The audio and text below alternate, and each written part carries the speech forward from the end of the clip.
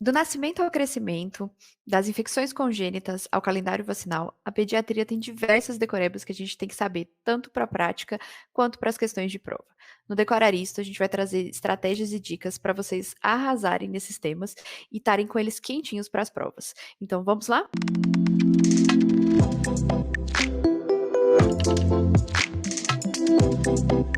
Olá, pessoal. Meu nome é Giovana, eu sou curadora sênior da Aristo, e no episódio de hoje a gente vai discutir tudo o que vocês precisam saber em relação às decorebas para a prova de pediatria. Eu sei, às vezes é difícil a gente lembrar todos os testes neonatais que tem para saber, as vacinas, as doenças que acometem as crianças, mas não precisa desesperar. Com o Decorarista, a gente vai trazer dicas, macetes e como isso cai nas provas para vocês. E para nos ajudar um pouquinho nesse assunto, a gente traz aqui a Mari, do nosso time de pediatria. Oi, Mari. Oi, pessoal. Então, meu nome é Mariana, eu sou médica formada pela Universidade Federal do Paraná e hoje eu sou R3 de pediatria nesse mesmo hospital.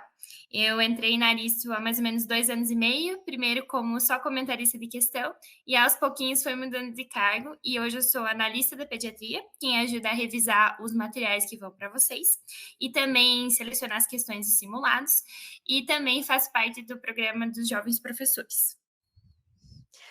Mari, quando a gente fez esse material, né, a gente selecionou então questões que caíram mais recentemente na prova de pediatria e questões que exigiam alguma decoreba das decorebas que a gente trouxe, que são decorebas mais frequentes.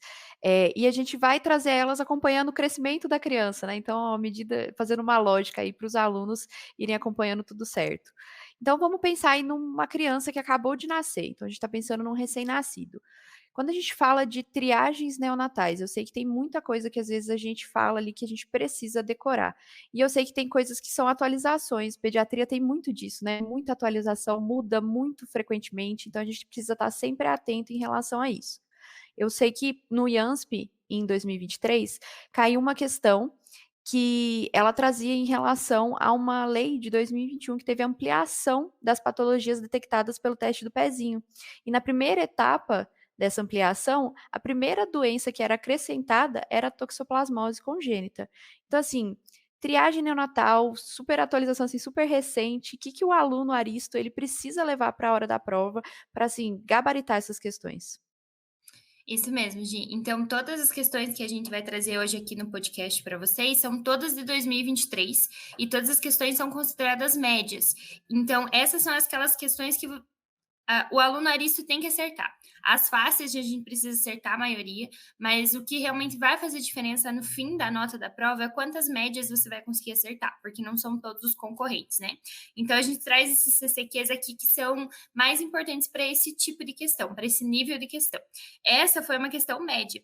Então, para os alunos terem uma ideia, só 50% dos alunos acertaram essa questão, né? Dos concorrentes da prova.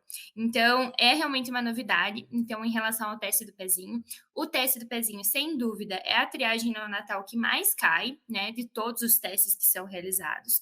E tem três principais tópicos que caem muito e que são questões mais fáceis, então você não pode errar. Então, em relação ao tempo de coleta, então o tempo ideal de coleta é entre o terceiro e o quinto dia de vida. Terceiro dia de vida é a partir de 48 horas. Então, essa criança tendo mais de 48 horas, ela já pode coletar o teste do pezinho e vai ter uma boa acurácia. Em relação às doenças que estão inclusas no teste do pezinho, são 6 doenças principais, que é aquele teste do pezinho básico do SUS, que as provas adoram perguntar. É simples assim a questão. Quais são as doenças que são abrangidas pelo teste do pezinho? Então, a gente tem que lembrar das 6 doenças. A gente usa um macetinho assim que já é bem famoso, que é dos 4 Fs e dos 2 Hs. Então, os 2 Hs, hipotireoidismo congênito e hiperplasia adrenal congênita. Para ajudar ali nos 2 Hs, pensa que um é para baixo, hipotireoidismo congênito, e outro para cima, hiperplasia adrenal congênita. E aí, os 4 Fs. Então, a gente tem a fenilcetonúria, a falta de biotinidade, a gente dá uma mudadinha ali na deficiência para encaixar no macete e não esquecer. Falciforme, então hemoglobinopatias, e fibrose cística. Então, essas são as 6 doenças que a gente precisa saber. Em relação à ampliação, então, por que que isso está se falando tanto se é lá de 2021, né? Então, a lei foi publicada em 2021, mas foi aprovada, entrou em vigor em 2022. Então, é uma coisa mais recente. São várias etapas que vão ser feitas dentro do SUS para ampliar o teste do pezinho, e a primeira etapa era justamente o CCQ dessa questão. Então, que é dentre as doenças inclusas na primeira etapa, está a toxoplasmose congênita, onde vão ser dosado o IgM para a toxoplasmose nessas crianças, para ver se então se teve essa transmissão vertical ou não. As outras duas que vão ser inclusas são outras doenças que fazem aumento de fenilalanina, então parecidas com a fenilcetonúria, e outras hemoglobinopatias, então meio que ali no conjunto das falciformes. Então essa é a primeira etapa. Só a título de curiosidade para os alunos, alguns estados já conseguiram fazer várias etapas. Então, no final de toda essa conclusão, vão ser 50 doenças pesquisadas, e dentre elas tem até imunodeficiência. Então, realmente vai fazer muita diferença nesse diagnóstico precoce e no tratamento precoce, porque triagem é isso, não adianta a gente fazer um diagnóstico que não seja tratável. Então, a gente faz o diagnóstico precoce para ter uma intervenção precoce e ter um melhor prognóstico para essa criança. E tem mais alguma outra triagem, assim, que o aluno ele precisa ir sabendo? Eu sei que, por exemplo, assim, a gente quando tá rodando, eu não sou da área de pediatria, né, mas eu lembro do meu internato de neonatologia, a gente fazia vários testes, teste do olhinho, teste da orelhinha, sempre que o neném nascia. Então, assim, isso costuma cair nas provas? O aluno aristo, ele precisa levar isso para as provas, saber alguma informação específica de cada um desses testes? Sim, Gi, eu acredito que o principal é o teste do pezinho, seguido do teste do coraçãozinho, do olhinho e da orelhinha. Então, assim, até essa parte do internato fala muito sobre a essência da triagem, porque veja que é um teste simples, até os internos podem fazer. Então, é um teste realmente muito, muito simples, muito fácil e que não precisa, assim, de um grande aparelho nem nada demais. Então, assim, a gente tem o teste do coraçãozinho, que inclusive a gente tem que cuidar, porque a gente tem duas diretrizes. A gente tem a diretriz do Ministério da Saúde, que é mais antiga, e a da SBP, da Sociedade Brasileira de Pediatria, que é de 2022. No geral, as provas têm pedido esse mais novo, da SBP. Então, é isso que a gente tem pedido para os alunos decorarem. Então, assim, o que a gente tem que pensar sempre no teste de triagem é o que é considerado alterado e o que é considerado normal. No teste do coraçãozinho, o que é considerado alterado pela SBP é 89% de saturação ou menos. Então, assim, fez lá, lembrando que são duas aferições ao mesmo tempo, né? Então, em qualquer um dos membros inferiores e no membro superior direito, porque tem que ser pré-eductal essa saturação. E aí a gente vai comparar as duas. Então, se qualquer uma das duas dê 89% ou menos, a gente já vai ter que encaminhar essa criança para o ecocardiograma e ela não pode ganhar alta sem essa avaliação cardiológica, porque a gente pode estar diante de uma cardiopatia congênita complexa. E aí fica o meio termo. Então, você mediu lá, deu entre 90 ou 94, então não deu nem normal, nem completamente alterado. Ou deu uma diferença ali de 4% entre as duas aferições ou mais. Então, aí a gente já fica mais desconfiado. E dali uma hora a gente pode repetir esse teste e pode repetir novamente se vier duvidoso. Mas repetiu, fez 3 vezes o teste, as 3 vezes veio duvidoso, vai seguir a mesma coisa do teste alterado. Vai ter que fazer essa avaliação cardiológica antes da alta. E aí a gente tem um teste que é considerado completamente normal, que é então, que não é nenhum desses dois resultados, a gente não precisa nem gravar, só precisa saber que se não deu nenhum desses dois, é normal, tá? E lembrando que ele tem que ser feito entre 24 e 48 horas de vida, então geralmente é feito mesmo no alojamento conjunto aí na maternidade antes de ir para casa. Outro teste que é bem mais simples e que também é ou alterado ou não alterado é o teste do olhinho, que é o teste do reflexo vermelho. Às vezes, quando a gente fala reflexo vermelho, tem gente que acha que o reflexo vermelho é o normal e tem gente que acha que o reflexo vermelho é alterado. Então, gravem isso. A gente vai analisar os meios de transparência do olho desse bebê. Então, se a gente chegou lá na retina e está vermelhinho, ótimo, quer dizer que tem vasos lá na retina e que a gente está enxergando esses vasos lá atrás. Agora, se tiver branco, quer dizer que tem alguma coisa ocupando esses meios transparentes. E aí a gente pode fazer aqueles diagnósticos diferenciais de glaucoma, de catarata congênita, mas não esqueçam, então, teste vermelho é o teste normal. tá? E esse também geralmente é feito antes da alta da maternidade. E aí a gente tem o teste da orelhinha também. Então, no geral, ele é feito pelo EOA, que é as emissões otoacústicas, para todos os bebês, todos mesmo, independente de fator de risco. O que acontece é que algumas provas pedem, e justamente são essas questões médias, assim, porque é um conteúdo um pouquinho mais profundo, é que tem alguns bebês que têm fatores de risco que favorecem, aliás, que obrigam a gente a fazer o BERA, ou o PEAT em português, que é aquele que não avalia só a condução do som, avalia também o tronco encefálico. Então, é um exame muito mais detalhado, muito mais profundo, e tem uma série de fatores de risco que tem lá na apostila da Aristo para vocês verem, que, por exemplo, um bebê que ficou na UTI neonatal 5 dias ou mais já é considerado um fator de risco. Então, mesmo que o teste da orelhinha dele com o EOA seja normal, a gente tem que encaminhar para fazer o BERA, não pode deixar de fazer essa análise mais profunda. Eu acho que de triagens neonatais, esses são os tópicos mais importantes para a prova. Ah, ótimo. Então, assim, a gente não vai esquecer mais isso. Eu lembro até hoje do meu internato, a gente pegando os nenéns, assim, ainda lá no alojamento conjunto, indo para alguma sala escura, porque não dava para fazer o teste em qualquer lugar. A gente entrava em qualquer sala escura para fazer o teste do olhinho, como acadêmico mesmo, assim, né? A gente Aham. fazia lá, era a diversão dos acadêmicos, era fazer o teste do olhinho. Então, assim, gente, então, para triagens, lembrar o que está alterado e levar isso para a prova. E esses pontos que a Mari ressaltou. Então, assim, fizemos os testes com o neném tá bem, passou nas triagens, tudo ok. Acho que uma outra preocupação que a gente sempre tem um pouco é em relação às infecções maternas, né? A gente fez também vai ter o podcast, né, de ginecologia e obstetrícia, a gente sempre rastreia a mãe para infecções, porque as infecções elas podem passar da mãe para a criança, mas em pediatria isso costuma cair também, né?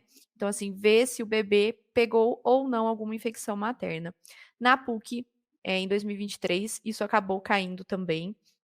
E era uma questão que trazia um neonato, trazia informações sobre o parto, falando que tinha sido um parto vaginal, peso do nascimento, e aí eles traziam alguns dados em relação ao VDRL, de 1 para 4, falou que fez as 12 consultas do pré-natal, que não teve nenhuma complicação, fez o tratamento para sífilis com as 3 doses da penicilina benzatina, e aí falava as dosagens do VDLR, então assim, na 14, né, 1 para 16, depois foi para 1 para 8, depois 1 para 2, e aí depois no parto. E aí eles pediam qual que era a nossa conduta em relação a essa infecção, né? Que a gente viu que era uma infecção durante a gestação e que passou para a criança. E a gente tinha que saber que a gente tinha que apenas fazer o controle ali do VDRL ambulatorialmente, porque o que era não era um caso provável de sífilis congênita. Então, assim, eu sei que é uma coisa que a gente tem muito no dia a dia. Eu lembro também do alojamento conjunto ali, a gente atendia muito neném com sífilis. A sífilis tem aumentado os casos, o pessoal que está dentro do sistema de saúde vê que a gente tem atendido pacientes que têm, né, apresentado casos de sífilis. Então, assim, em relação às infecções congênitas, Mari, assim, o que a gente precisa mesmo saber, assim, pensando em pediatria, né, pensando para a hora da prova ou até mesmo para nossa prática clínica, para a gente saber levar isso? Então, Gi, as principais que caem nas provas, sem dúvida, a principal é a sífilis. Eu acho que tanto pela relevância prática mesmo, quanto pelo fluxograma, que dá um desespero quando a gente olha. São muitos detalhes, a gente não sabe nem por onde começar. Então, eu imagino que para a hora da prova deu um desespero no sentido de como que eu vou decorar esse fluxograma. Então, a gente está aqui para ajudar vocês nisso. Então, lá no tanto que na lista de decorepas a gente nem colocou o fluxograma inteiro, porque o objetivo não é esse, o objetivo é vocês resolverem, conseguir resolver as questões de prova. Então, assim, na sífilis, que é a que mais cai, a gente precisa começar por um ponto de partida. Então, o nosso ponto de partida é sempre a mãe. Como em todas as análises de infecção congênita, eu preciso olhar para a mãe e falar: essa mãe teve doença ou não teve doença? Essa parte eu deixo lá com o pessoal da GO, porque realmente a gente na pediatria confia no que eles falaram, se a mãe teve infecção ou não. Então, a gente vai olhar para o tratamento dessa mãe em relação à sífilis, é o nosso ponto de partida. Essa mãe foi adequadamente tratada ou não foi adequadamente tratada durante a gestação? Os critérios de adequação do tratamento são relativamente simples. Então, a mãe tem que ter iniciado esse tratamento pelo menos 30 dias antes do parto. Então, se for muito em cima da hora, ali na última semana, por exemplo, não vai dar para considerar como um tratamento adequado. Então, 30 dias antes do parto, ela tem que ter começado esse esquema de tratamento. Tem que ser com penicilina benzatina, então, para ser adequadamente tratado. A gente tem que ter o intervalo entre as 3 doses respeitado, né, para que esse tratamento seja eficaz. Inclusive, né, a Fer lá da GEO ensinou a gente recentemente que esse intervalo agora está um pouquinho mais flexível. Antes tinha que ser 7 dias, agora pode ser 7 a 9 dias, o que na prática vai ajudar muito, porque às vezes cai num feriado, uma coisa assim, um final de semana, e a mãe já acaba com o tratamento da sífilis. Então, vai ser bom para a gente. O número de doses tem que ser respeitado de acordo com o tipo de doença que ela tem, a fase de doença que ela tem. Como a maioria das mães não vai estar com sífilis primária ou secundária ali ativa, que a gente veja o cancro, que a gente veja as lesões de pele, geralmente é pego na triagem, são infecções que a mãe nem sabe quando pegou. No geral, são consideradas infecções latentes. Então, são 3 doses de penicilina benzatina. Então, retomando, são as 3 doses de penicilina benzatina quando ela atende, com o intervalo adequado e iniciando 30 dias antes do parto. Esse é a mãe adequadamente tratada, que é a mãe da questão. Fez certinho, inclusive tem ali até os títulos do VDRL dela decaindo depois do tratamento. Então, sucesso. Quando a mãe é adequadamente tratada, facilita muito a vida do pediatra, porque esse bebê sempre vai ter a coleta de VDRL realizada, independente da mãe ter sido adequadamente tratada ou não, mas aí a gente já fica bem mais tranquilo. Então, assim, se os exames vierem todos normais desse bebê, ele não tiver um título, que o título nem precisa ser negativo do bebê, basta que ele seja menor que o da mãe em 2 diluições. Então, o que é essa história das diluições? Por exemplo, a mãe estava no momento do parto com 1:8. O bebê só vai ser considerado com VDRL reagente se for 2 títulos acima desse 1:8. Então, seria 1:32. Só nessa hipótese que o bebê seria considerado doente, toxoplasmose, sífilis congênita.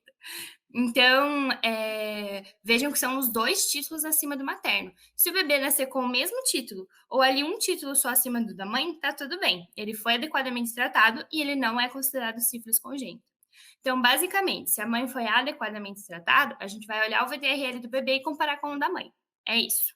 Agora, se a mãe não foi adequadamente tratada, grave nisso. O bebê vai sair com uma penicilina de alguma forma dessa maternidade. Ou vai ser uma penicilina benzatina em dose única, ou vão ser 10 dias de penicilina. Não tem outra saída. Esse bebê vai receber penicilina. Quando que ele vai sair só com uma dose de benzatina e vida que segue? Quando vê tudo zerado. Então, ele fez VDRL, fez raio-x de ossos longos, fez fundo de olho, não tinha nada alterado, nada. Então, ele vai sair só com uma dose de penicilina benzatina. Qualquer outro exame alterado ou que tenha um VDRL reagente, a gente vai ter que fazer 10 dias de penicilina. E aí entra a história do líquor. Se o líquor for normal, a gente até pode fazer com penicilina procaína. Então, às vezes, a mãe leva todos os dias até o UBS e faz a injeção lá diariamente da penicilina procaína. É uma hipótese. Agora, se o líquor estiver alterado, a gente vai ter que manter esse bebê internado e fazer 10 dias de penicilina cristalina.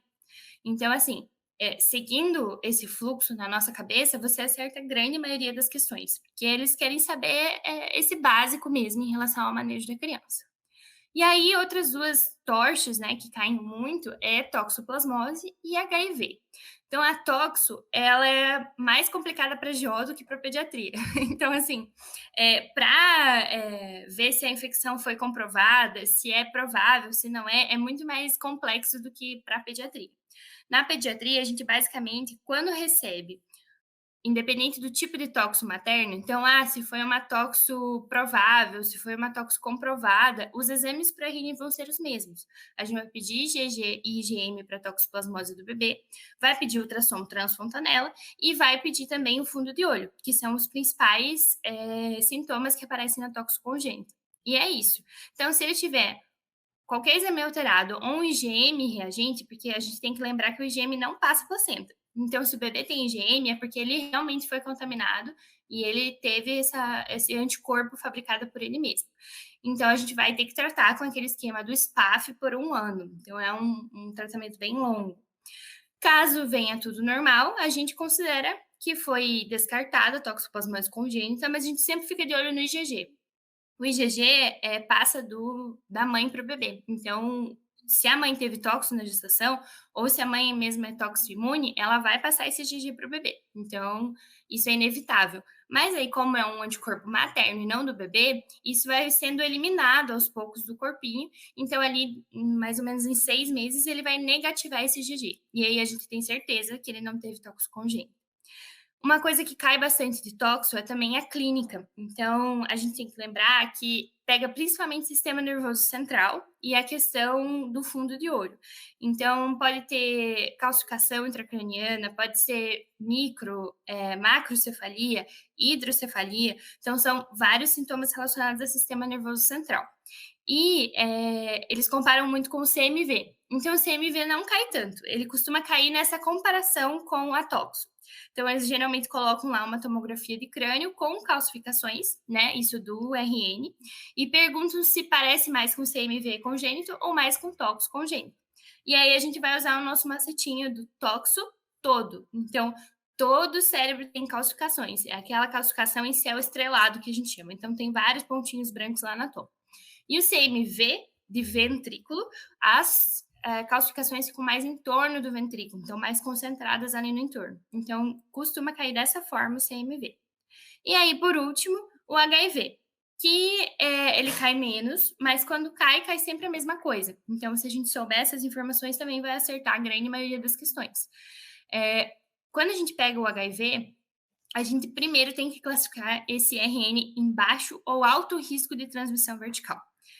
Baixo risco é aquele bebê perfeito. Então, a mãe tem boa adesão à TARV, começou esse tratamento antes da primeira semana, da primeira metade da gestação, então, antes das 20 semanas de gestação, ela estava já tratando, e que a carga viral ali do último trimestre seja indetectável. Esse é o mundo ideal. Esse é o bebê de baixo risco. Qualquer outra coisa que esteja fora disso é o bebê de alto risco. Ele tem alto risco de se infectar pelo HIV materno. Então, é mais fácil a gente decorar o baixo risco do que o alto risco. Qualquer coisa que saia ali do baixo, a gente vai considerar alto risco. E aí, tem a questão também do AZT, intraparto, né, da zidovudina ali na mãe, e a via de parto. Então, isso confunde muito uma coisa com a outra. Eu costumo pensar assim, a zidovudina, ela é mais brava. Então, a zidovudina é exigente. Para não fazer zidovudina intraparto, a mãe tem que estar indetectável, não pode ter nada.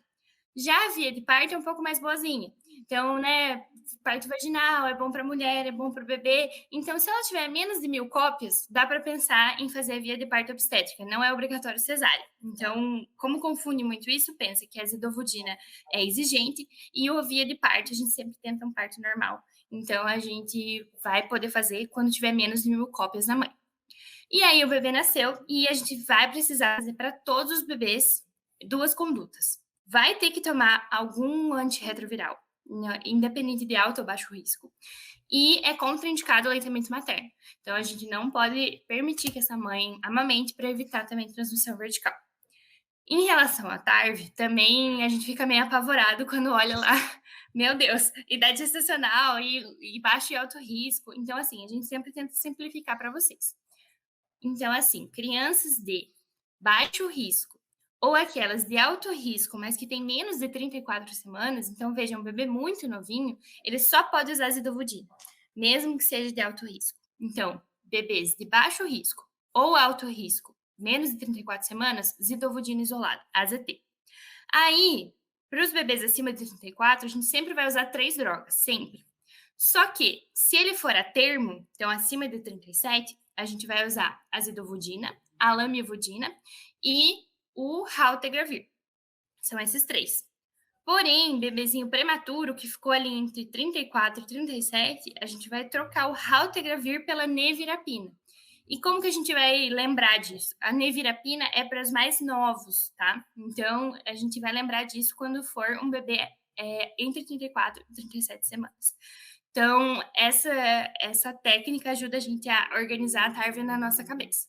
E aí, como que a gente vai acompanhar esse bebê? A gente vai coletar 4 cargas virais. Então, a gente vai coletar uma ao nascimento, com 15 dias de vida, e 2 depois que ele terminou a TARV, que são 28 dias de TARV. Então, a gente vai precisar ter 4 cargas virais aí desse recém-nascido. E lembrando que anti-HIV não adianta pedir antes de 1 ano e meio de vida. Ele vai ter anticorpos maternos. Então, a gente não usa isso para excluir ou para afirmar que teve transmissão vertical. A gente só vai usar isso depois de 18 meses de vida. As TORCHs costumam ser temas difíceis. E a melhor forma da gente estudar esses temas e decorar é fazendo muita questão. Então, abram lá a plataforma, coloquem infecções congênitas, façam bloquinhos de questões e quanto mais vocês fizerem realmente consultando o material, isso ajuda a memorizar também. Ah, ótima dica, Mari. É importante a gente saber, ainda mais, né? Porque, assim, não são infecções que estão longe da gente, apesar da gente, as conscientizações que tanto fazemos em relação às infecções sexualmente transmissíveis, né? A gente ainda vê muitos pacientes com sífilis, muitos pacientes com HIV, então, assim, é importante a gente tomar esse cuidado mesmo. Mas então, a gente tá aí com o nosso bebê, deu tudo certo no nascimento, e assim, a criança vai crescendo, e à medida que a criança vai crescendo, a gente tem que fazer o acompanhamento dessa criança. E eu sei que, assim, todo mundo aqui que formou em medicina, já fez uma consulta de puericultura, já sentou com uma criança, já pegou uma curva de crescimento, marcou uma bolinha na curva de crescimento, acompanhou com a consulta anterior para ver se estava crescendo na curva certa ou não, já, né, viu o score Z, enfim, já fez isso. E aí agora, quando a gente estava discutindo isso, vendo o material, eu descobri que isso realmente cai nas provas, né? Então, assim, na Santa Casa de Ribeirão Preto, caiu numa prova de 2023, e aí ele te dava os scores Z. Então, ele falava que a gente tinha um escolar de 6 anos, que ele estava com peso no score Z de mais 1,25, estatura de mais 0,37, massa corporal de mais 1,43, e aí a relação cintura-altura de 0,5. E aí ele te dava esses valores, e aí você tinha que saber, com base nesses valores, que aquela criança, ela estava com sobrepeso. Então, assim, como que a gente vai saber isso? Tem alguma dica para a gente levar na hora da prova e até, né, na hora da nossa prática ali, para a gente não ficar penando com essas curvas de crescimento, Mari? Então, assim, o pediatra é tarado nessas curvas de crescimento, né? O pediatra não pode ver uma criança que sai pesando e medindo. Então, assim, é realmente muito importante esse acompanhamento, mas nas provas ele cai, ou eles dão o gráfico e você tem que realmente achar o ponto ali da altura ou do peso, ou já dão um Z-score pronto, que é mais decoreba ainda, né? Você não tem nem muito visual, você só tem um número na sua cabeça. Quando a gente olha aquela tabela que foi colocada lá no Decoraristo da pediatria, tem todos os parâmetros, incluindo, né, as idades diferentes e tudo mais. Mas o que cai mais? Então, o que mais cai é peso e EMC, tá? Como que eu gosto de pensar? Então, assim, o peso, ele é mais maleável. Então, assim, se tiver entre o mais 2 e o menos 2, peso adequado para a idade e vida que segue.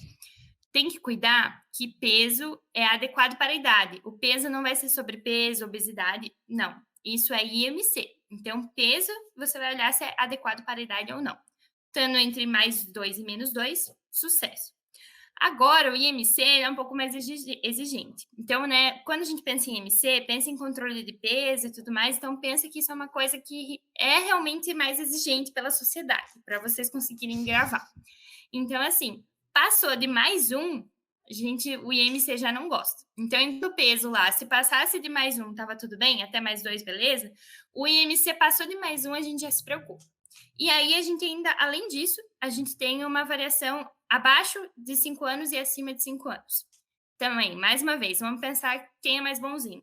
Então, você que tem uma criança pequenininha, uma criança abaixo de 5 anos, você já é mais bonzinho com a criança. Se ela tiver ali entre o mais um e o mais 2, ainda é considerado risco de sobrepeso. Entre o mais 2 e o mais 3, sobrepeso. E acima do mais 3, obesidade. Já numa criança acima de 5 anos, a gente já é um pouco mais firme com essas crianças. Então, passou do mais um, já é sobrepeso. Não tem essa história de risco de sobrepeso acima de 5 anos. Passou do mais um, sobrepeso. Passou do mais 2, obesidade. Passou do mais 3, obesidade grave.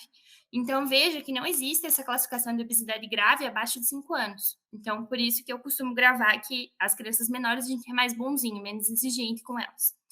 E em relação à altura, é ainda mais tranquilo.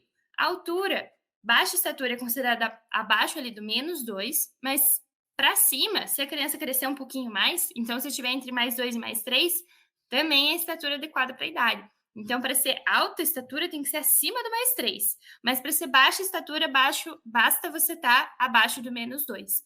Então, isso assim que eu falei é o que você. Se você gravar, você vai acertar quase todas as questões desse assunto, porque é o que é mais pedido. Então, quando a gente precisa decorar, se a gente fizer essas analogias, as coisas ficam um pouquinho mais simples. Mas mesmo assim, não é fácil. Não, realmente, muita coisinha, assim, né, pra decorar, mas, assim, acho que na prática a gente acaba usando bastante essas curvas, pelo menos quem faz bastante pediatria na minha faculdade mesmo, tinha pediatria o tempo inteiro, né. Então, assim, a gente usava bastante isso. Então, assim, gente, usar essas dicas aí que a Mari deu, relembrar um pouco essa tabela e levar isso para a prova pra gente não perder ponto nessas questões. Agora, eu acho que, assim, toda pessoa que já atendeu criança sabe o quanto criança vai ter infecção ao longo da vida. Eu acho que assim, é saber, criança vai para a escolinha, vai para a creche, alguma infecção ela vai ter em algum momento do ano, e você vai atender isso, vai chegar lá no pronto atendimento, vai chegar para você, às vezes, no centro de saúde que você está atendendo, e isso costuma cair na prova também, né, a prova ela traz situações do nosso dia a dia, apesar de, às vezes, de um jeito um pouco diferente, né. E a gente está trazendo uma questão que ela traz para a gente em relação à otite média aguda, né.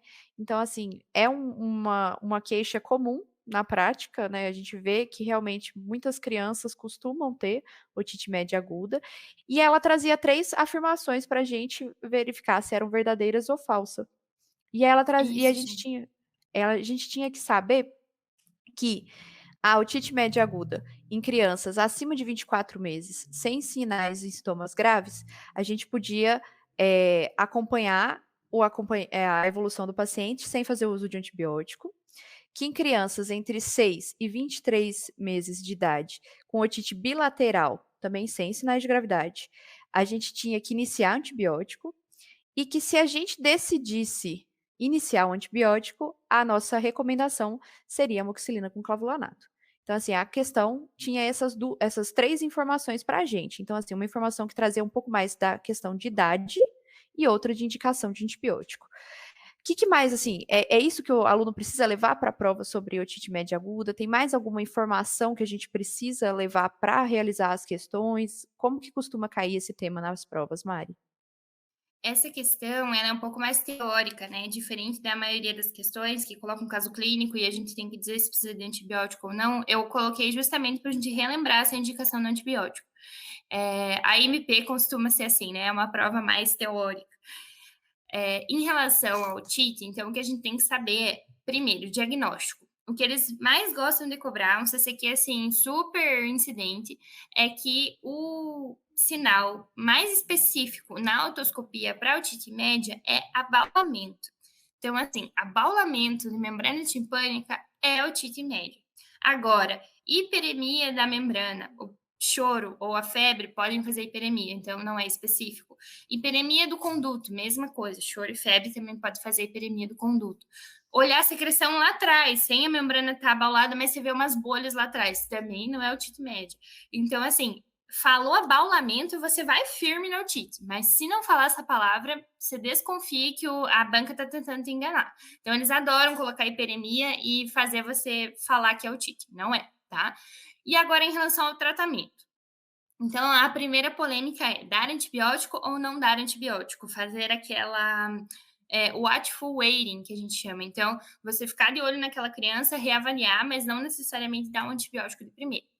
Então, também tem o quadrinho lá no Decoraristo, mas assim, a forma mais simples de pensar é otorreia. Então, tá saindo pus pelo ouvido da criança. Poxa, é uma coisa grave. Ou doença grave, que a gente chama. Então, assim, há 2 dias a criança está com febre alta e muita otalgia. A criança chega com 39,5 no consultório e chorando de dor no ouvido. Então, é uma otalgia importante, uma febre alta. Então, é considerada doença grave. Essas 2 indicações, a gente sempre vai passar antibiótico. Então, meio que fica na cabeça que se tiver saindo pus ou tiver grave, a gente vai passar. Então, já facilita um pouco a nossa vida. Agora, em relação à lateralidade. Então, bilateral, a gente costuma pensar, poxa, é ruim, né, bilateral. Mas o bilateral a gente pode ter um pouquinho mais de cuidado ali, que abaixo de 2 anos a gente tem que passar antibiótico. Mas acima dos 2 anos, uma criança maiorzinha, a gente pode dar uma esperada. Então, não é obrigatório passar o antibiótico. Esse que é o que mais dá dúvida. Então, pensa que o bilateral a gente toma cuidado. Abaixo de 2 anos, a gente faz antibiótico, acima de 2 anos, a gente pode esperar um pouquinho. E a unilateral, aí a gente pode passar antibiótico ou esperar em qualquer idade, não é obrigatório o antibiótico. Então, isso facilita um pouco. Uma coisa que confunde muito, então, assim, a primeira escolha é a amoxicilina. Por quê? Porque a gente tem os três principais patógenos, sendo o pneumococo, né? O Streptopneumone, a moraxella e o Haemophilus influenzae. Então, são esses três patógenos que a gente tem que cobrir. No geral, a amoxicilina dá certo.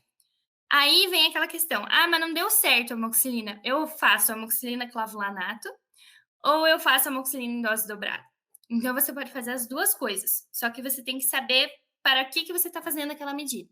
Então, a amoxicilina clavulanato você vai usar para bichos que fazem inibidor de beta, aliás, bichos que fazem beta-lactamase, porque o clavulanato é um inibidor dessa beta-lactamase. Quem são esses bichos? É o Haemophilus e a moraxella. Então, se você colocar clavulanato, você não vai matar um pneumococo resistente, você vai matar essas outras duas bactérias que fazem beta-lactamase. Agora, não. É um pneumococo resistente, como que a gente vai matar ele? Com dose dobrada de amoxicilina. Então, assim, as duas coisas estão certas, mas são usadas para bichos diferentes. Então, isso às vezes as provas perguntam também. Aí, de infecção, assim, então a gente tem otite. Outra infecção que cai muito é diarreia. E diarreia, assim, eu tenho certeza que vai despencar esse ano, porque o Ministério da Saúde fez aquela atualização no começo do ano. Então, ali em janeiro, fevereiro, eles publicaram um novo cartaz, aquele cartaz colorido do manejo da diarreia aguda, com algumas novidades. Tanto que aí a prova do Revalida já foi no meio do ano e já teve questão dessa atualização. E eles cobraram justamente o que atualizou. Então, as provas vão pegar muito pesado nisso. Então, quando a gente tem diarreia e vômito, a gente vai primeiro classificar o grau de desidratação, que também teve algumas mudanças lá na atualização, principalmente em relação à perda de peso. Então, antes não tinha nada relacionado à perda de peso, e agora tem. Então, se não tiver perda de peso, beleza, nem tem desidratação. Se perder até 10% do peso, é considerado desidratação, e mais de 10% desidratação grave. Então, esse é o parâmetro, inclusive, que o Revalida cobrou também. Então, esse é um parâmetro novo. Aí a gente definiu lá se vai ser plano A, plano B ou plano C. O que mudou? Plano A tá todo igual, não teve nada demais. Plano B, eles colocaram agora o antiemético. Antes eles não falavam em usar antiemético de jeito nenhum. E agora eles colocaram a ondansetron lá. Então, se a criança, você tá tentando reidratar ela ali no plano B, tá vomitando demais, não tá indo bem, você pode fazer a partir de 6 meses a ondansetron. Então, isso também é uma coisa que pode cair. E aí, no plano C, o que mais chamou atenção foi o plano de expansão, porque no plano C a gente tem a expansão, que é né, tudo via endovenosa, e depois a manutenção e a reposição. A manutenção e a reposição, ela é bem cheia de detalhes, ela não mudou e não costuma cair nas provas, então eu não me preocuparia com isso, eu me preocuparia com a fase de expansão. Então, o que mudou nessa fase de expansão? Antes, era uma coisa para crianças abaixo de 5 anos e outra coisa para crianças acima de 5 anos. E agora, o ponto de corte é 1 ano. Então, a expansão vai ser de uma forma abaixo de 1 ano e vai ser de outra forma acima de 1 ano. Em qualquer uma das idades, a gente pode usar ou Ringer lactato ou soro fisiológico nessa fase de expansão rápida. Então, tanto faz. E as quantidades são as mesmas. A gente vai começar para as duas idades, 30 ml por quilo, e depois passar para os 70 ml por quilo. O que vai mudar é o tempo de infusão. Então, para uma criança pequena, abaixo de 1 ano, a gente vai mais com calma nessa infusão. A gente vai fazer esses 30 ml por quilo primeiro em 1 hora. Já a criança acima de 1 ano, que tem um cardiovascular melhor, a gente já pode fazer em meia hora esses 30 ml por quilo. Então, essa é a coisa que mais vai cair nas provas em relação à diarreia. E talvez também o antibiótico. Então, antes, quando a gente tinha indicação de fazer antibiótico, que é a minoria dos casos, só quando tem aquela diarreia invasiva, aquela disenteria com sangue, febre alta, mau estado geral, aí a gente tem indicação de fazer um antibiótico. Antes, eles colocavam só o ciprofloxacino. o que era muito complicado. Primeiro que é uma quinolona, e o pediatra morre de medo de uma quinolona. E segundo que cipro não tem xarope. Então, assim, se fosse uma criança pequenininha, só tinha comprimido. E aí tem que moer o comprimido, diluir o comprimido, e é uma confusão.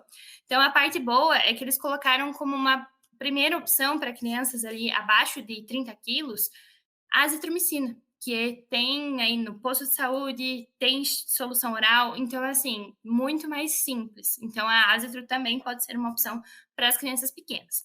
Para as crianças acima de 10 anos, acima de 30 quilos, eles continuam colocando o ciprofloxacino como primeira opção, e aí, se nada der certo, a ceftriaxona em qualquer idade. Mas essa Azitro, então, é um ponto novo também. E mais uma infecção que eu queria falar para vocês são as exantemáticas. Então, assim, prova de pediatria vai ter exantemática, não tem jeito, né? Eles adoram cobrar. E, assim, o que eu tenho percebido nos últimos 5 anos aí, que são as provas que a gente fica mais de olho, é o Kawasaki. O pessoal tá fissurado no Kawasaki, então tá caindo muito. E cai sempre a mesma coisa do Kawasaki. Então, os critérios diagnósticos, que né, a febre acima de 5 dias é o critério obrigatório, e aí mais 4 daqueles outros critérios que a gente acha no exame físico. Qual que é a principal complicação? Que é a aneurisma de coronários. Como que a gente trata esse paciente? Com a S em imunoglobulina. E é isso, gente. Todas as questões de Kawasaki caem sempre a mesma coisa. Então, se você souber esses critérios, esse tratamento, você vai se dar muito bem nas questões. Sarampo costuma cair clínica, então, assim, que geralmente é uma criança com pródromos catarrais. Então, é aquela criança que está com conjuntivite, tá com, eles chamam até de face sarampenta. Então, é aquela criança que está encatarrada mesmo, e aí começa com um rash depois. E também tem as manchas de Koplik, que caem bastante na prova, que são patognomônicas do sarampo. Então, o sarampo é quadro clínico. Aí, quando a gente fala de eritema infeccioso e exantema súbito, é aquela confusão, né? Porque eles adoram perguntar qual que é o agente infeccioso. Esse aí não tem jeito, a gente tem que gravar mesmo. Então, quando a gente vê o nome exantema súbito, a gente já sabe que é uma coisa súbita. Então, é aquela história da criança que estava com febrão, subitamente desapareceu a febre e subitamente veio um rash, um exantema bem avermelhado, principalmente em bebezinho pequeno, em lactente. E quem faz isso é o herpes vírus. Então, é isso que você tem que saber de exantema súbito. Eritema infeccioso é aquele da face esbofeteada, do rash arrendilhado, que vai e volta com sol, com atividade física, com calor. E aí ele é causado pelo parvovírus, o parvovírus B19, e que hoje o nome novo do parvovírus, que pode ser que caia na prova também, é eritrovírus. Então, esses dois agentes caem muito. E aí, varicela é sempre que a gente tiver vesícula e lesões em diferentes estágios naquele mesmo momento. Então, você olha a criança lá cheia de bolinha, uma bolinha é uma vesícula, outra bolinha já é uma crosta, a outra bolinha ainda é só uma pápula eritematosa, não tem nada dentro. Então, são lesões em diferentes estágios de evolução. E, então, esse é o que mais cai da varicela. Então, no geral, as enzimáticas vocês têm que saber o quadro clínico e quem causa. Em relação a tratamento, é mais no Kawasaki que é cobrado. No restante não é muito cobrado, não. Ah, boa, Mari. Importante a gente saber e também importante a gente saber para quando a gente for estiver atendendo criança, né? Porque são doenças que são relativamente comuns da gente se deparar, assim, principalmente gastroenterite, otite média aguda, exantemática, acho que a catapora, essas são mais comuns da gente ver assim no dia a dia. Mas também a gente não pode deixar para diagnóstico diferencial. E aí a gente falou bastante de doenças, mas a gente também tem que falar de como prevenir algumas dessas doenças e não podíamos deixar de falar de imunização. Acho que a gente, acho que uma das partes acho que mais difícil às vezes para os alunos é lembrar do calendário vacinal, lembrar quando que toma que vacina, em que momento, e as provas gostam de cobrar isso, né? E em alguns momentos a gente tem algumas atualizações, por vezes, das vacinas. Uma delas foi a do HPV, né, que já foi um pouco antiga essa atualização do HPV, mas que costuma cair ainda nas provas. Então, assim, a vacina do HPV ela é disponível no calendário vacinal e no SUS de São Paulo, né, na prova, em 2023, caiu uma questão em relação a isso, e a gente tinha que lembrar, né, que a vacina do HPV também está recomendada para pacientes oncológicos e que ela está recomendada no esquema de 3 doses. né. Então a gente tinha que saber algumas informações em relação a esse tipo de vacina. E, assim, que mais a gente precisa saber disso? Eu sei que acho que recentemente teve alguma outra atualização em relação à vacinação, né, que a gente da vacina até acho que própria do HPV, que teve alguma ampliação da disponibilidade dela no SUS, né, então, assim, sempre um assunto que está mudando. O que que a gente tem que levar desses temas, assim, para a prova, Mari? Essa questão da vacinação, eu acho que é o que dá mais arrepio na prova de pediatria, né, porque é um assunto, assim, decorabíssimo. Então, mais uma vez, é aquele assunto que tem que fazer muita questão. Então, aí, até no Decoraristo, em vez de colocar aquele calendário cheio dos quadradinhos, cheio de detalhe, eu coloquei uma tabela bem resumida, assim, do que mais cai. Se você precisar decorar a vacina, assim, puta, eu tô sem tempo, eu preciso decorar só o principal do PNI, do Programa Nacional de Imunização, é ali até os 4 anos. Então, do nascimento até os 4 anos é a grande maioria das vacinas e é o que mais cai nas provas. Então, eu focaria nisso e faria muita questão, porque as questões que falam de atraso vacinal, de que idade que tem que dar a vacina na criança, são as questões de nível fácil. Então, você não pode errar, porque o teu concorrente também vai acertar. Então, essas questões não pode deixar passar. E aí vem aquelas particularidades da vacina, né? Então, cada vacina tem a sua coisinha ali que a gente tem que saber. Às vezes um efeito colateral, às vezes um esquema diferente de dose. Então, cada uma tem o seu detalhe. A do HPV, até escolhi essa questão porque tem caído muito nos últimos anos, assim. É difícil uma prova que cobre imunização e não cobre HPV. O HPV, hoje, a gente então tem essa atualização mais antiga, né, dos 9 aos 14 anos, que antes tinha uma faixa etária para a menina e depois uma faixa etária para o menino. Hoje é a mesma faixa etária, então, independente do sexo, a gente faz entre 9 e 14 anos. E quanto antes, melhor, porque o nosso objetivo é fazer essa vacina antes de começar a atividade sexual. Então, quanto antes a gente conseguir aplicar essa vacina, então, ali com 9 anos, a gente já tem indicação de aplicar para todos os meninos ou meninas. E aí, a gente tem essa história dos imunossuprimidos. Então, teve realmente uma ampliação, que agora, entre 9 e 45 anos, as pessoas têm direito a receber essa vacina, os imunossuprimidos. E ao invés de ser 2 doses, que é o esquema habitual do PNI, os imunossuprimidos recebem 3 doses. Então, é isso que tem caído de novo em relação ao HPV. E aí a gente tem as outras vacinas que têm as suas minúcias. Então, BCG. O que vocês têm que saber de BCG? A questão do peso. Então, só pode vacinar com BCG com 2 quilos ou mais. Chegou uma criança pequenininha, aquele prematurico lá que já foi para casa, ainda não dá para fazer BCG, tem que esperar. E lembrando que o BCG é vacina viva. Então, é a primeira vacina viva que a criança recebe. Eu costumo falar isso para os pais que têm medo de vacina. Eu falo assim: olha, vocês têm medo da vacina do Covid, medo da vacina da febre amarela, mas a primeira coisa que a gente faz com a criança quando ela nasce é colocar um bacilo de tuberculose vivo dentro da criança. Então, assim, vai dar tudo certo. Então, é uma coisa segura a vacina. Então, isso das vacinas também, fazendo um parênteses aí, das vacinas vivas, gente, isso tem que saber. Também faz parte de questões fáceis de você dizer assim, é simples assim a questão. Quais dessas vacinas abaixo são consideradas vacinas vivas ou vacinas atenuadas? Então, o bicho tá lá vivo, só foi enfraquecido. Isso cai muito. E a gente até colocou um macete ali para vocês do vacinar faz bem sempre, para vocês conseguirem lembrar de todas essas vacinas vivas. O que não está ali é considerada a vacina inativada, então vírus morto. Não tem tantas contraindicações, são vacinas que não fazem tantos efeitos adversos.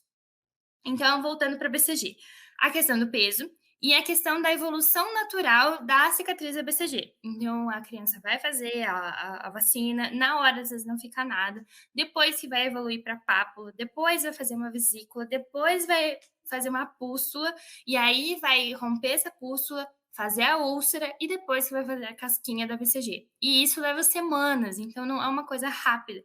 Às vezes as mães vêm no consultório preocupadas, ai, não fez a marquinha da BCG, então não funcionou. Não, isso é mais para frente, tá? E aí os eventos adversos da BCG também. Então, uma coisa que confunde muito, que eu quero falar para vocês, é o linfonodo axilar. A gente pode fazer uma linfonodomegalia axilar com aplicação da BCG de até 3 centímetros e ela não é considerada evento adverso. É um evento esperado da vacina. Então, não precisa notificar, investigar e tudo mais. Não. Até 3 centímetros está tudo bem. Linfonodo passou de 3 centímetros ou supurou, aí sim. Aí a gente vai começar a pensar em isoniazida, em notificar eventos diversos da vacina. Então, isso eu acho que é o que mais confunde. Então, né, às vezes pareceu linfonodo é evento diverso. Não, tem que ver o tamanho e tem que ver se supurou ou não, tá? Esses detalhes também de quando fazer isoniazida e tudo mais, tem tudo lá na tabelinha para vocês, que eu fiz também uma tabela só desses detalhes que mais caem de cada vacina. Aí, em relação, eu queria falar para vocês também do Covid. Também deixei uma tabela da vacina do Covid, quais que são usadas nas crianças. Então, porque tem a questão da faixa etária, né? Então, assim, para vocês gravarem, são duas que são mais usadas, que é a Coronavac, que é a nossa do Butantan, e a Pfizer. Então, assim, a Pfizer é para os mais pequenos, começa com P, Pfizer pequenos. Então, a gente pode fazer já a partir de 6 meses, tá? E aí, a Coronavac é para as crianças, então ali a partir de 3 anos elas podem fazer. Então, essas são as duas principais utilizadas. E aí, a Janssen e a AstraZeneca são todas vacinas acima de 18 anos. Então, a gente não costuma usar na pediatria, porque ainda não foi liberado por bula, tá? Então, essas que vocês têm que saber. E lembrando que todas as vacinas do Covid são inativadas, são todas de vírus morto. Então, não precisa se preocupar com imunossuprimido, grávidas, essas coisas. A VIP e a VOP, deixo aí essa dica para vocês, porque o Ministério da Saúde soltou há mais ou menos um mês que vai mudar esse esquema em 2024. Então, assim, ainda não mudou no PNI. Mas como muitas provas vão abrindo editais agora, ainda é passível que isso caia nas provas desse ano, né? Porque costuma cair nas provas até o dia do edital, o que foi publicado até o dia do edital. Então, pode ser que caia já esse ano. Então, em 2024, o plano do Ministério da Saúde é, ao invés de fazer 3 VIPs e 2 VOPs, que é o que é feito hoje, as crianças vão fazer só VIP. Então, a VOP, que é a tradicional do Zé Gotinha, não vai mais ter. Então, assim, vamos pensar que a rotavírus continua sendo gotinha. Então, o Zé Gotinha não morreu, mas a VOP não vai ser usada mais. Porque eles fizeram estudos que viram que realmente não precisa mais a VOP, porque ela é a viva, né? Ela é apesar de ser a via oral, que é um pouco mais simples, ela é a vacina viva e é a vacina que pode trazer mais evento adverso. Então, eles viram que se a gente fizer só VIP, vai imunizar bem as crianças, vai dar mais segurança e, inclusive, vai reduzir uma dose. Ao invés de fazer 5, vai fazer 4 doses de VIP. Então, para resumir, eram 3 VIPs e 2 VOPs. E agora, em 2024, provavelmente vão ser 4 VIPs. Então, isso também pode cair na prova de vocês.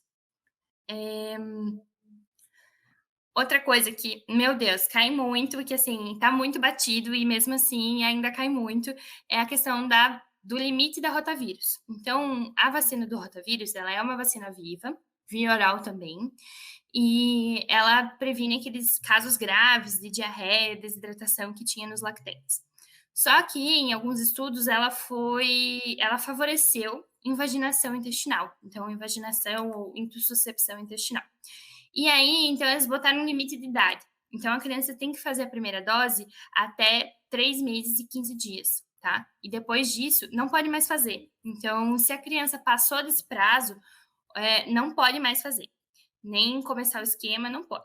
A segunda dose é até 7 meses e 29 dias. Então, também, se fez a primeira dose, lá certinho, na data certa, chegou lá com 9 meses, quer fazer a segunda, não pode. Então, tem esses 2 limites de idade, tá?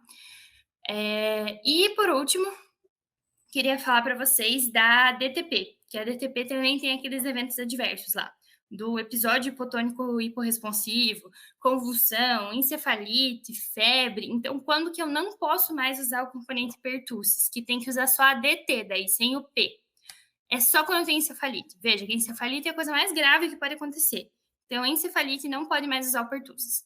Qualquer outro evento adverso, o episódio hipotônico hiporresponsivo, a convulsão, a febre, a gente vai fazer o DTP acelular, com um componente pertussis acelular. Então, continua usando pertussis, só que na forma celular, e o próprio SUS fornece essa vacina diferente. Então, se tiver ou a convulsão ou o episódio hipotônico hiporresponsivo. Então, não precisa excluir o pertussis em qualquer evento adverso da DTP. Isso também costuma pegar os alunos nas provas. Mas vacina é isso, pessoal. Fazer muita questão e realmente não precisa ficar tentando lembrar de cabeça. Vai consultando, que mesmo assim vai chegar uma hora que você não vai mais precisar consultar. Vai ficar mais gravado na cabeça. Boas dicas aí pra gente, né, Mário, pra gente levar na hora da prova, a gente não errar mais essas questões que acabam sendo conteúdos que é mais de decorar mesmo, gente. A gente trouxe alguns macetes, alguns mnemônicos para vocês usarem, algumas dicas assim para vocês irem no feeling também, assim, né, de maior, Isso. menor, para vocês irem lembrando aí e gabaritarem nessas questões que são as questões médias, né, e aí que vão definir aí um pouco o resultado nas provas. Mari, queria agradecer pela sua participação, né? Obrigada por ter aceitado esse convite de criar esse material com a gente, de estar aqui, né, passando essas dicas para os nossos alunos. Então, assim, muito obrigada mesmo por ter participado. E, assim, falar para todos os alunos: sentem, estudem esse material, peguem o material escrito, revisem as tabelas, os mnemônicos, as dicas, escutem quantas vezes forem necessárias, né, o podcast, assim, quanto for necessário mesmo, e não deixem de conferir também os outros podcasts das outras áreas, tá bom? Muito obrigada pela atenção de vocês e até a próxima. Tchau, pessoal. Obrigada.